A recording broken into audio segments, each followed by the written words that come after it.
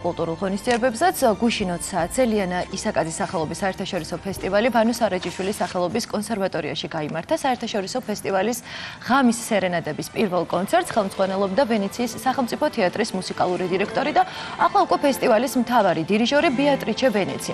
ღონისძიებაში ასევე მონაწილეობდნენ ვირტუოზი ვერიკო ჭუმბურიძე, საქართველო-თურქეთის ფესტივალის საბაზო ორკესტრის საქართველოს ვირტუოზები. Well, first of all, let me say I love Georgia. პირველ რიგში მინდა ვთქვა, რომ ძალიან მიყვარს საქართველო და ქართველები. უზომოდ ბედნიერი ვარ, რომ აქაურ მუსიკოსებთან ერთად ვასრულებ ნაწარმოებებს. ლიანა ისაკაძის შემოქმედება კლასიკური მუსიკის სამყაროში უმნიშვნელოვანესია.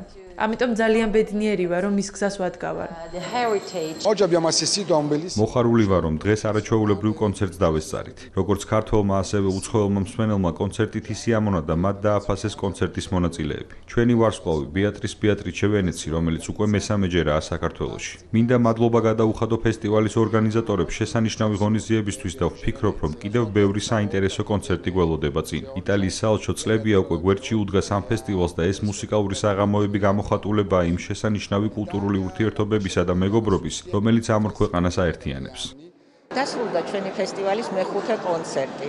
წინვალე მაესტრა ბეატრიჩე ვენეცი, ჩვენი უნიჭიერესი ვერიკო ჭუმბურიძე. დარბაზი ოვაციებით დაინგრა. ძალიან მოხარული ვარ, რომ ჩემი ერთ-ერთი ყველაზე უსაყვარლესი საბიონო კონცერტი, ბრამსის ვიოლინოს კონცერტი. ჩემი ასევე უსაყვარლესი ქართული მევიოლინე ლიანა ისაკაძის ფესტივალზე შევასრულე. დავიწყარი ემოციებით სავსე იყო ეს კონცერტი ჩემთვის.